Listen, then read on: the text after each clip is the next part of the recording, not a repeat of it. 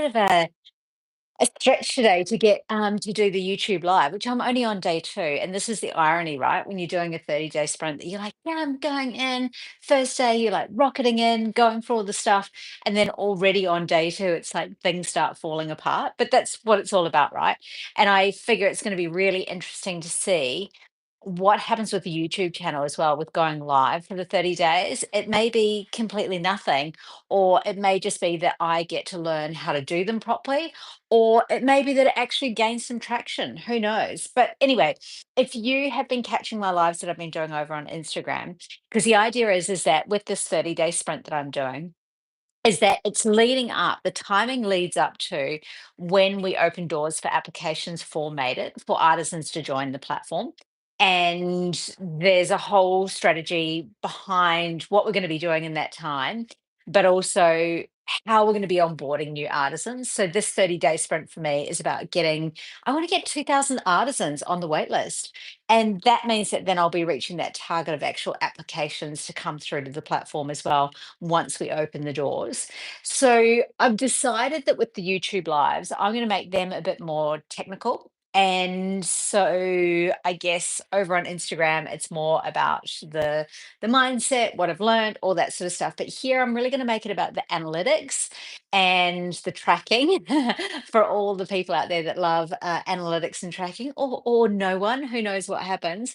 But the learning that I did today is that I started doing it's like an ecom one, like an ecom workshop with Mark Hammersley. I don't know if you've heard of him. And I actually got recommended him by Nate, my coach. And Mark's based in New Zealand, but he's English, but I think lives in New Zealand.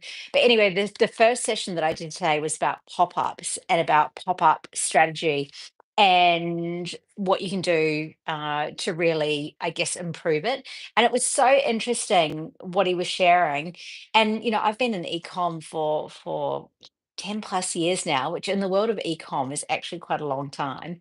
And I just thought it was really clever, the stuff that he was talking about in relation to pop-ups and really understanding a bit of the psychology about the pop-up in relation to the website that you have. Now, being a marketplace, we've got that two aspect, right? We've got the customer base that we're trying to acquire and nurture and gain for the artisans. And then we've got our actual customers, which are the artisans, because Meta is zero commissions. So we don't make money from the sales on the platforms. But of course, we want to create a platform that is generating sales on a regular basis for the artisans. But our customer is the artisan. It's through that, it's a SaaS model, it's a membership model. That's how we're actually getting traction. So there's two parts to the pop up, and it's really about me having a play with what's the pop-ups that we're going to do to keep increasing our database on the newsletters, which are our weekly EDMs and stuff that go on. And then what are the pop-ups that I'm going to play with over this next 30 days, specifically around the waitlist. And I want to do quite a bit of testing on mobile and desktop as well to really understand the difference between the two. But I thought one really cool takeaway that I'd just share is that he's got a strategy. I can't remember what it's called, but it's essentially where you don't ask for the email address straight away because it's just a psychology thing because people almost see it pop up. And when they see the gap to put their email address, it's like they're going to close it straight away before they're even reading it. But when you have a button, let's say it's like, oh, I don't know, claim your prize or whatever it might be, that they might be more likely to click the button, and then in the next step, you actually add the email address. So I'm really keen to play with that. But the other thing that dropped, because I love listening and learning when I'm walking as well in the morning with my puppy, and he was talking about perhaps not having a discount. Now, because we're a marketplace, it's not up to me to say, hey, we're going to give 10% to new customers that come to the website because we've got 800 plus artisans who need to be on board with that. And as we grow and scale, I just wonder what that looks like and how we could even manage it. But I absolutely know that it's not something that I can, from a tech aspect, have so that we offer the discount, but then the artisans don't have to pay it. and that we would be essentially paying it for an advertising, I guess, element. But it's complicated, and we're in the early days, right? And this is funded by me, so all of these great plans are like, I need to kind of keep the budget as tight as possible and really utilize my expertise and my time as the leverage that I'm using in most of these circumstances. But anyway, he was saying about that, if you're not a price sensitive site, and of course, every site to an extent is price sensitive, but what I mean is that we're not selling Nikes. So it's not literally customers going, I'm just going to try and find the cheapest pair of Nikes ever, right?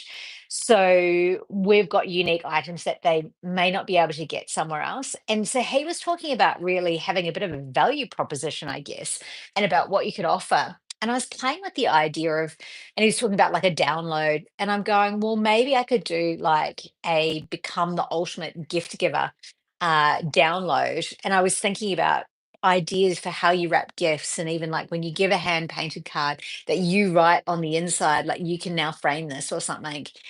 Just some subtle things that we could do to make it into a download, which I'm really keen to test out. But that might be another 30-day sprint. But so as far as last night, I sent out two emails, one to those that are on the wait list and those that are in a warm audience, which are artisans that we've had contact with over the past 2 years. Whether they've applied to join and haven't been successful, or perhaps they've been involved in master classes or in any of the challenges or anything that we're doing. And, really interesting, like our open rate sits at around 40% consistently across all our emails, which is amazing. And less than 0.05% unsubscribes, which I'm very happy with. And open rate, click through rate could definitely improve, but sitting around that anywhere from like 3 to 8%. But anyway, this particular audience that I'm calling warm, right? Well, I haven't sent them emails since they've had those touch points with us. So, rookie mistake on my behalf, and something that I'm going to make sure that I continue to do even past this 30-day sprint, and work out if we've got audiences who are engaged and warm with us, how we actually nurture that relationship. And especially because these are artisans, it's even more so that that connection and that relationship is really respected, I want to say as well. And I can see that by me having absolutely no contact with that database, it means that it's almost become cold, because the open rate much lower than what I expect. It was still 30%, but much lower than what I would have expected given the context. Um, so yeah, anyway, I've got lots of work to do on that. And I'm excited to see what I can achieve over this 30 days. I just quickly, I actually started like a YouTube challenge, 30-day challenge at the beginning of the year. I think it was on the 1st of January. And I made it to about 20 days in, and then I just completely dropped off. And I don't want to do that this time. I'm really going to commit to doing the Instagram live and the YouTube live. And of course, the learning and putting things into action. And tonight, when I came home and I thought, right, I just, 6 o'clock, I'm going to have a glass of wine and chill out. I was like, just do it. Just do it. So, anyway, we have gone over the 300 mark on the wait list. I think there's around 350 now, which is exciting. It's not. I bumped that up. I think it's like 323. Because it's a challenge, gotta keep it real, gotta keep the numbers actual. Anyway, this is day 29. I will see you tomorrow at some point. I've got an artisan event, which I also was like, "Oh, have I got time? Can I go?" And I'm like, "It's going to an artisan event to connect with artists. You're in a 30-day sprint to connect with artists. Go to the event." So I might even do this in the car on the way home. Yeah. Anyway, have a beautiful night wherever you are, and I'll see you for day 28.